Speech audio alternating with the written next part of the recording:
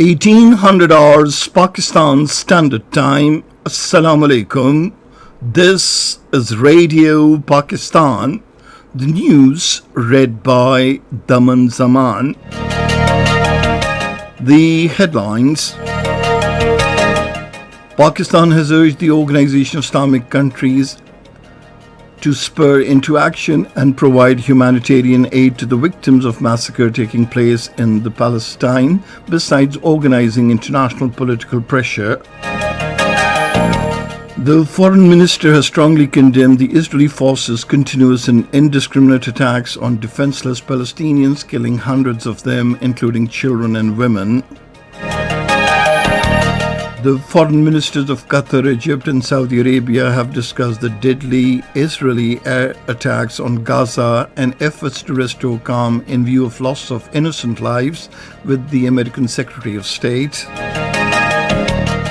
Pakistan has conveyed its serious concern to the Afghan side on the recent irresponsible statements and baseless allegations made by its leadership.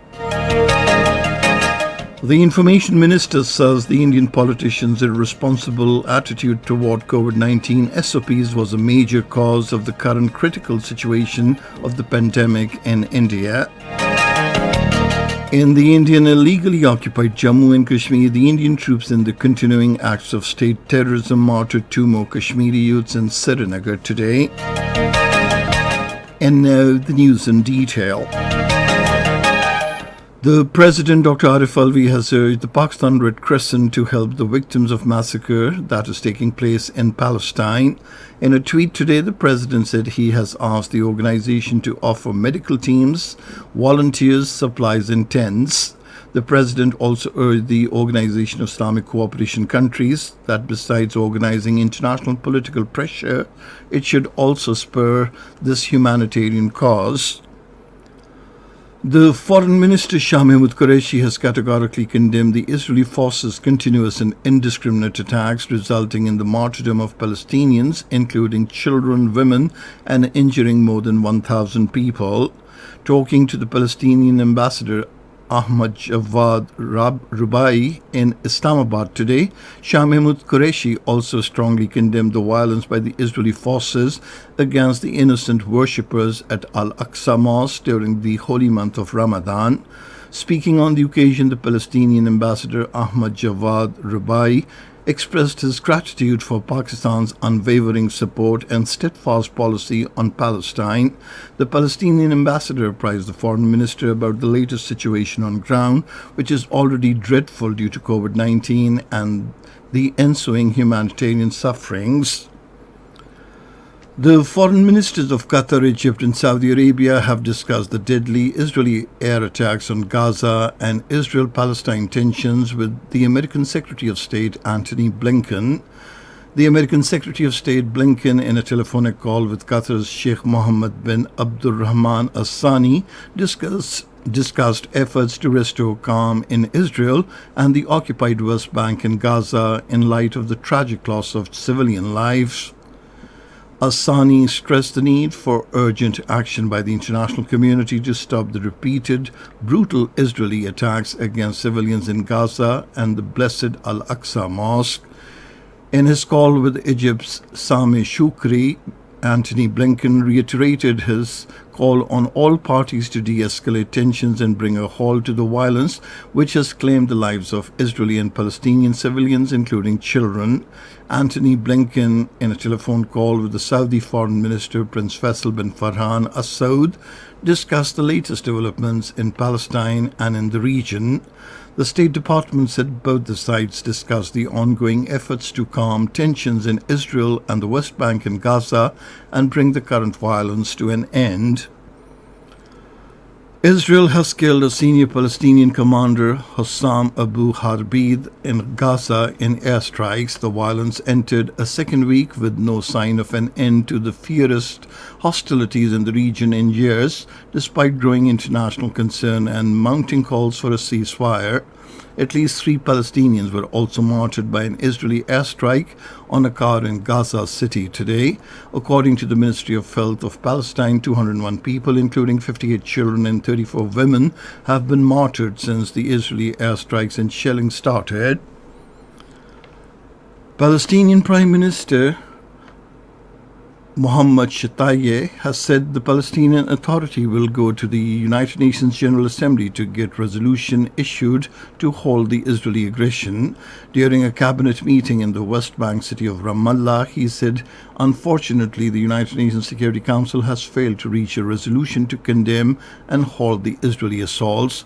He said, "We will go to the United Nations General Assembly to adopt a resolution where no country has a veto power." Pakistan has conveyed its serious concern to the Afghan side on the recent irresponsible statements and baseless allegations made by its leadership. In a statement, the Foreign Office spokesperson Zahid Hafiz Chaudhry said through a démarche to the Afghan ambassador, the Afghan side has been urged to effectively utilize the available fora like the Afghanistan-Pakistan Action Plan for Peace and Solidarity to address all bilateral issues. The spokesperson emphasized that groundless accusations erode trust and vitiate the environment between the two brotherly countries and disregard constructive role being played by Pakistan in facilitating the Afghan peace process. This is Radio Pakistan. The Interior Minister Sheikh Rashid Ahmed has said the name of Pakistan Muslim League Nawaz President Mohammad Shahbaz Sharif has been put on the exit control list after the cabinet approval. Addressing a news conference in Islamabad today, he said a notification to this effect has been issued and the relevant departments informed about it accordingly. Sheikh Rashid Ahmed pointed out that the National Accountability Bureau has recommended to place Shahbaz Sharif's name on the ECL as it was investigating a corruption case of 7 billion rupees against him. The Interior Minister recalled that Shahbaz Sharif is the guarantor to bring Nawaz Sharif back home instead of bringing his brother back. Shahbaz Sharif himself was trying to flee the country. The Minister for Information and Broadcasting, Chaudhry Fawaz Hussain, says the Indian politicians' irresponsible attitude toward COVID-19 SOPs was the major cause of the current critical situation of the pandemic in India. In a tweet today, he said the COVID patients in India are lying helpless on roads because of lack of space in hospitals and shortage of oxygenated beds. The minister said COVID-19 standard operating procedures were violated in the election campaign in Uttar Pradesh. He said the same attitude is being witnessed in Pakistan on part of the Pakistan Muslim League Nawaz leader Maryam Nawaz. In this context, the minister also shared a video of Maryam Nawaz's address to a recent public gathering in Sheikhupura. In India, the case count in one day has fallen below the 300,000 mark for the first time in 25 days. According to the Indian Health Ministry's update, the country recorded 281,386 new COVID-19 cases in a day, bringing the total tally to 24.97 million. However, 4,106 people succumbed to the infection in the same period, which pushed up the death toll to 274,390. In the Indian illegally occupied Jammu and Kashmir, the Indian troops in the continued acts of state terrorism martyred 2 more youths in Khanmo area of Srinagar today. According to Kashmir Media Service, the youth were killed during a coordinated search operation jointly launched by the Indian Army, Police and Central Reserve Police Force in the area. As the news about the killing spread in the area, hundreds of men, women and youths flouting restrictions came out of their houses and staged a forceful anti-Indian pro-freedom protest demonstration. The protesters assembled outside the house where the youths were killed by the troops and raised vociferous slogans against the ruthless killing. They said the marchers were innocent youth and killed in a fake encounter. The All Parties Hurriyat Conference has appealed to the freedom-loving people of Kashmir to observe a complete shutdown on Friday to commemorate the martyrdom anniversaries of prominent liberation leaders Khwaja Abdul Ghani Lon, Mirwais Maulvi Muhammad Farooq and martyrs of Hawal. The APHC spokesman in a statement in Srinagar today said protest rallies will be organized on that day against the genocide of the Kashmiris in the territory. Pakistan Meteorological Department says presently none of the country's coastal area is under any threat from cyclonic storm Taute. According to the advisory posted on the department's website, the cyclone has gained more strength and moved north-northwest at 18 kilometers per hour during the last 12 hours and lay centered at a distance of about 730 kilometers south of Thatta and 800 kilometers southeast of Karachi. And finally, the weather. Mainly hot and dry weather is likely to prevail in most parts of the country during the next 24 hours. However, rain with wind and thunderstorm is expected in southeastern Sindh, Upper Khyber Pakhtunkhwa, Gilgit-Baltistan and Kashmir. Isolated heavy falls may also occur in southeastern Sindh during the period.